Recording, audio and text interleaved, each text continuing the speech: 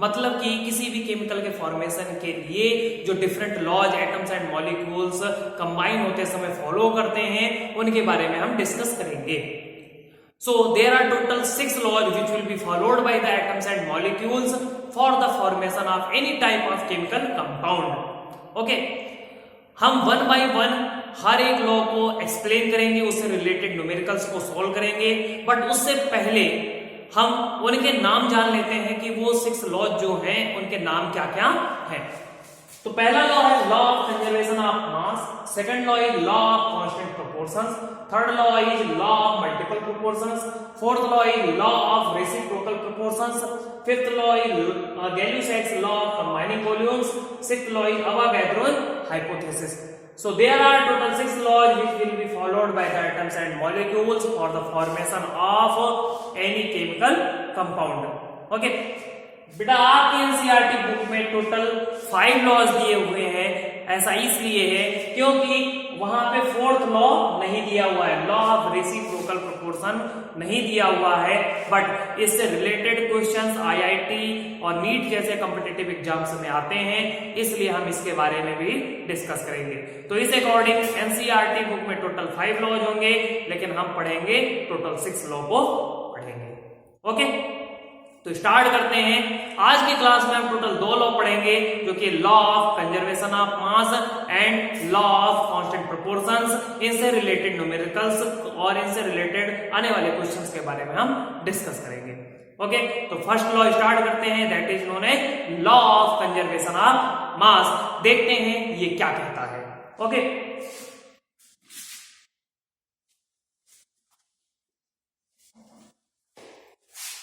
तो law of conservation of mass कहता है बेटा कि अकॉर्डिंग टू दिस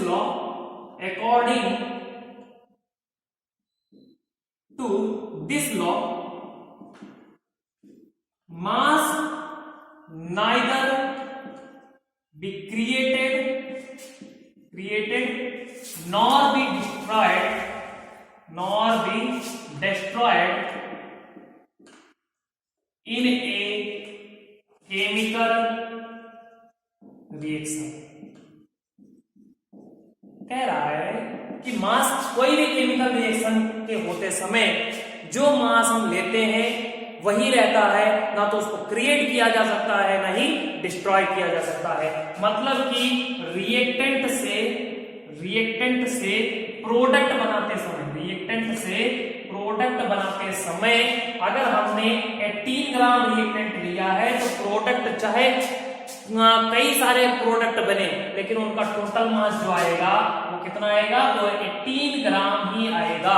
कोई भी मास में कोई भी चेंजिंग नहीं होगी। तो ये कहता है लॉ ऑफ कंजर्वेशन ऑफ मास। अगर मैं एक एग्जांपल लेता हूं, जैसे हमारे पास है H2 plus O2 gives out H2O। बेटा इसको सबसे पहले बैलेंस कर लेते हैं। तो ये कितना होता है, 2 ये होता है 2H2O O2, तो 2H2O बन जाता है। ठीक है, 2H2 plus O2 gives out 2H2O, balance equation बनता है। अब क्या है यहाँ पे कि यहाँ पे इस मॉलिक्यूल को बनने के लिए यहाँ पे हाइड्रोजन का एटॉमिक मास कितना है, हाइड्रोजन का एटॉमिक मास होता है 1, टोटल कितने हाइड्रोजन है 4, तो 4 ग्राम हमने क्या लिया, हाइड्रोजन लिया। ऑक्सीजन, एक ऑक्सीजन का एटॉमिक मास होता है 16, तो 2 ऑक्सीजन हो गया तो कितना हो गया 32। ठीक है, 32 ग्राम हो गया। ठीक है, अब क्या करेंगे, इसको कैलकुलेट करते हैं। तो यहाँ पे 2 हाइड्रोजन कितने हो गए 2। ठीक है, 2 into 1 plus 16 इक्वल टू 36, और इन दोनों का एडिशन भी कितना आ रहा है 36 ग्राम ही आ रहा है। तो इस अकॉर्डिंग हमने क्या सीखा कि रिएक्टेंट में जो कुछ मास था वही प्रोडक्ट में मिला। तो ये इस तरह हम कह सकते हैं कि मास neither be created nor be destroyed in a chemical reaction. I think ये समझ में आ गया होगा आपको। इसी तरह से मैं एक और एग्जांपल लेता हूं आपके लिए। हम अमोनिया बनाते हैं, क्या बनाते हैं, अमोनिया बनाते हैं, जो कि मिलकर बनता है N2 plus 3H2 मिलकर क्या बनाते हैं बेटा 2NH3 का फॉर्मेशन करते हैं। N2 plus 3H2 gives out 2NH3। Nitrogen कितना होता है बेटा, नाइट्रोजन एक नाइट्रोजन का होता है 14, तो 2 नाइट्रोजन का कितना हो गया बेटा, ये हो गया 2 into 14 प्लस इधर हो गया कितना टोटल 6 है, तो 6 इंटू 1 इधर हो गया 2NH3 बना रहा है। 2NH3 का मतलब ब्रैकेट में n हो गया 14 प्लस 3 इंटू 1 है ना। तो ये हो गया 28 प्लस 6 गिव्स आउट, यहां पे कितना हो जाएगा 2 इंटू ये हो जाएगा 43 17, ये हो गया 34 और ये कितना हो गया, ये भी 34, ये दोनों 34 ग्राम बन गए। तो इस अकॉर्डिंग यहां पे भी क्या हुआ, यहां पे भी जो मास हमने लिया था रिएक्टेंट में वही मास प्रोडक्ट में आएगा। ठीक है, अब इससे रिलेटेड एक क्वेश्चन को हम सॉल्व कर लेते हैं। एक क्वेश्चन है जिसको हमें सॉल्व करना है, किस तरह से सॉल्व करेंगे क्वेश्चन। सबसे पहले हम क्वेश्चन को देखते हैं क्या क्वेश्चन कहता है। ठीक है, तो क्वेश्चन ये कहता है, क्वेश्चन कुछ इस तरह की दी हुई है कि क्वेश्चन है आपका इफ 6.3 ग्राम ऑफ NaHCO3, क्या दिया है 6.3 gram of NaHCO3 are added to 15 gram of CH3COOH, 15 gram of CH3COH solution. ठीक है, द रेसिड्यू का मतलब जो नीचे बचे, जो प्रोडक्ट बचे, जो वेपराइज ना हो। ठीक है, the residue is found two way 18 gram. What is the mass of CO2? What is the mass of CO2 released in the reaction?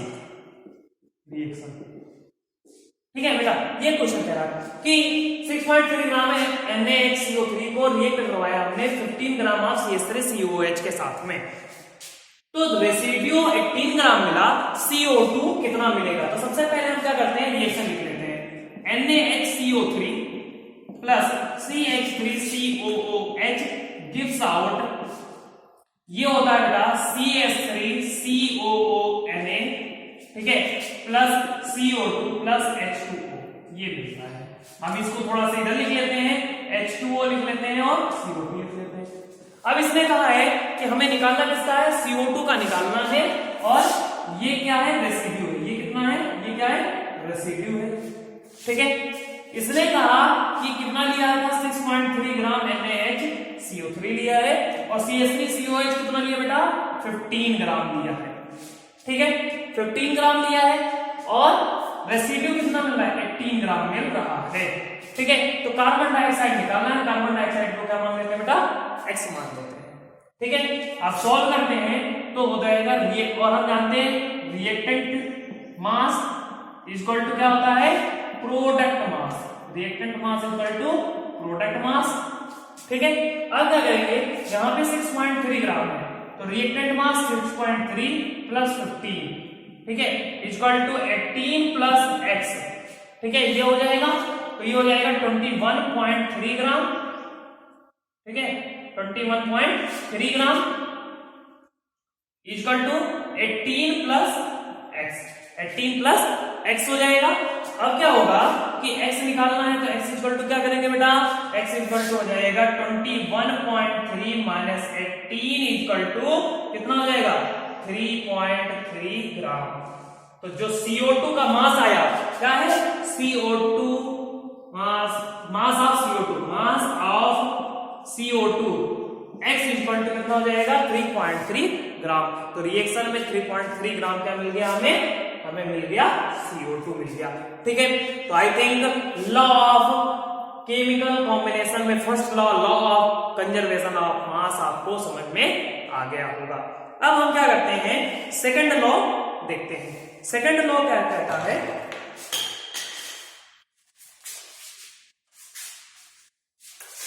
जो कि है आपका क्या है बेटा, law of constant proportion. Law of constant proportion या definite proportion. Law of, second law है law of definite proportion, या जिसको इसी को कहते हैं कांस्टेंट प्रोपोर्शन। ठीक है, तो ये पहले इसको समझो, ये कहता है कि इन ए, या इसको in the formation of any chemical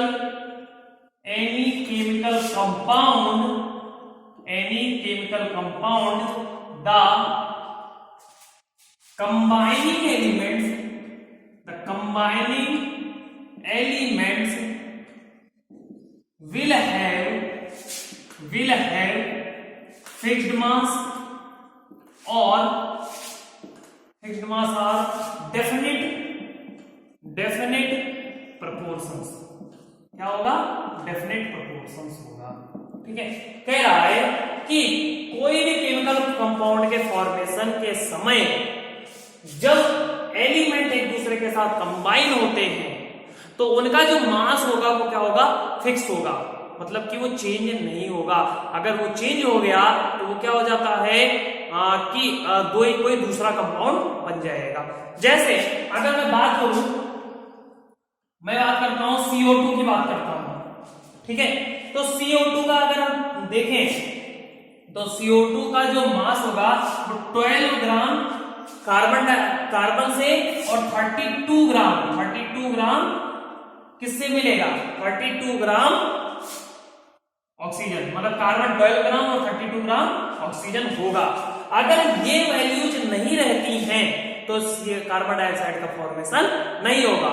और किसी भी टाइप के रिएक्शन से मिला हो कार्बन डाइऑक्साइड, जैसे अगर मैं बात कर लूं हमारी रिएक्शन की NaHCO3 plus CH3COH gives out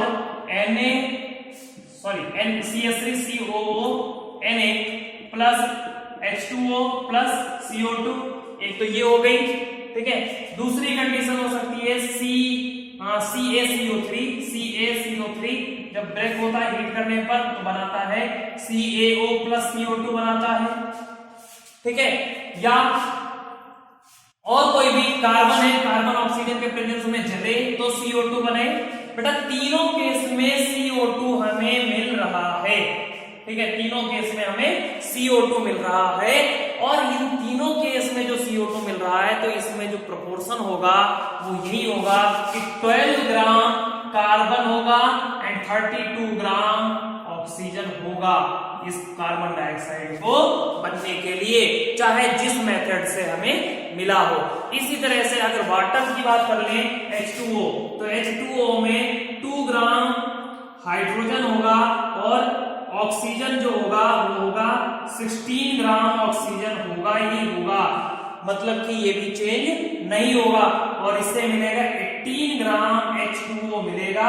अब चाहे वो टैप वाटर हो या ड्रिंकिंग वाटर हो या सीवेज वाटर हो, कोई भी वाटर हो, अगर मतलब वाटर को ही काउंट करेंगे तो वाटर में मास यही रहेगा, कोई भी वाटर हो। आई थिंक ये एक चीज समझ में आ गई होगी कि किसी भी केमिकल के फॉर्मेशन के लिए, किसी भी केमिकल कंपाउंड के फॉर्मेशन के लिए जब एलिमेंट एक दूसरे के साथ कंबाइन होते हैं तो उनका जो एटॉमिक मास होता है वो फिक्स होता है, मतलब कि वो एक डेफिनेट प्रोपोर्शन में ही रहेंगे। जैसे NH3 है, NH3 का भी एग्जांपल ले लेते हैं, तो नाइट्रोजन 14 ग्राम एंड 3 ग्राम क्या होगा? हाइड्रोजन होगा ही होगा।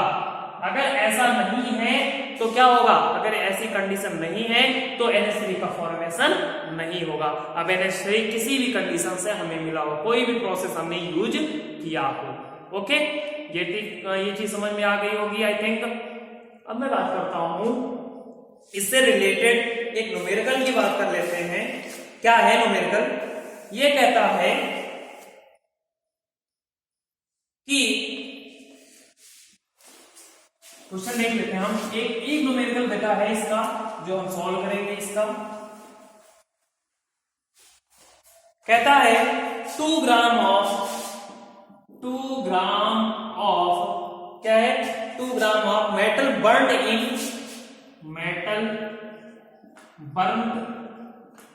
इन oxygen gave 3.2 gave 3.2 gram 3.2 gram of its oxide, gram of its oxide, ठीक है, 3.2 gram of its oxide, 1.42 gram of the same metal heated in steam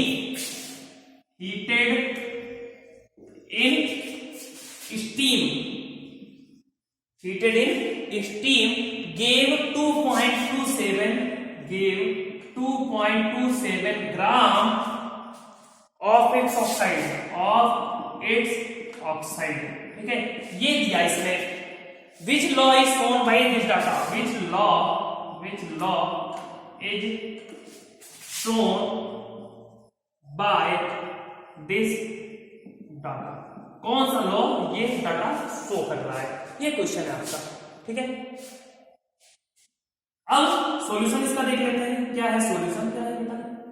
solution ये है कि ये सॉल्यूशन में सबसे पहला देखो, पहले वाले कंडीशन पे मेटल था, मेटल जब ऑक्सीजन के साथ में बॉन्ड हुआ तो हमें देखो दो चीजें देखनी है, ऑक्साइड देखनी है बस, ठीक है। मेटल कितना लिया था इसने 2.2 ग्राम और मेटल ऑक्साइड कितना मिला बेटा 3.2 ग्राम, ठीक है, पहले कंडीशन में। और जब ये मेटल स्टीम के साथ में रिएक्ट करा, जब स्टीम के साथ में रिएक्ट करा तब भी मेटल ऑक्साइड बनाया इसने, मेटल ऑक्साइड बनाया, तो इसने क्या किया 1.42 ग्राम था, 1.42 ग्राम क्या था, सेम मेटल था, और कितना मिला 2.27 ग्राम मेटल ऑक्साइड मिला, ठीक है। तब हम क्या, अब हमें करना क्या है कि देखना है कौन सा लॉ फॉलो हो रहा है, तो हम इस लॉ से थोड़ा बहुत ही अंदाजा मिल रहा है कि हमें लॉ ऑफ कांस्टेंट प्रोपोर्शन है, ठीक है, क्योंकि ये क्वेश्चन के अकॉर्डिंग लग जाता है, ठीक है। अब क्या करते हैं, हम इसको सॉल्व करते हैं, पहले सॉल्व करते हैं, क्या है मेटल की परसेंटेज निकाल लेते हैं। तो मेटल फर्स्ट केस में क्या है, in first case percentage of metal जो होगा 3 ये हो जाएगा 2.0 अपॉन 3.2 इंटू 100। तो बेटा इसको सॉल्व करने पर जो आपकी वैल्यू आएगी वो आएगी आपकी 62.5 ग्राम आएगी, आपकी वैल्यू 62.5% है, ठीक है, 62.5% इसमें आएगी, ठीक है। और इन सेकंड केस क्या करेंगे बेटा कि परसेंटेज ऑफ मेटल जो सेकंड केस में होगा वो क्या होगा बेटा, वो होगा आपका 1.42 डिवाइड बाई 2.27, ठीक है, इंटू 100। इसको भी सॉल्व करोगे आप तो यहाँ पे भी वैल्यू आएगी 62.5%, इनकी भी वैल्यू आएगी, दोनों की वैल्यू सेम आएगी, ठीक है। तो अब हमें इस चीज से पता क्या चला कि यहाँ पे जो मेटल का परसेंटेज है वो 62.5% ही है। अब चाहे वो स्टीम के साथ में रिएक्ट करके आया है और चाहे ऑक्सीजन के साथ रिएक्ट किया है, तो ऑक्साइड में उसकी परसेंटेज 62.5% ही है। तो इस अकॉर्डिंग ये कौन से लॉ को फॉलो कर रहा है बेटा, ये फॉलो कर रहा है लॉ ऑफ कांस्टेंट प्रोपोर्शन को फॉलो कर रहा है, ठीक है। आई थिंक ये न्यूमेरिकल आपको समझ में आ गया होगा, ओके। तो इससे रिलेटेड अगर कोई क्वेरी है बेटा तो आप कमेंट सेक्शन में आप पूछ सकते हो, उसको सॉल्व की जाएगी। और कल के क्लास में हम पढ़ेंगे थर्ड लॉ जो कि है लॉ ऑफ मल्टीपल प्रोपोर्शंस, उससे रिलेटेड अबाउट 5 न्यूमेरिकल्स हैं, उनको भी आप देखिएगा, ठीक है। Thank you.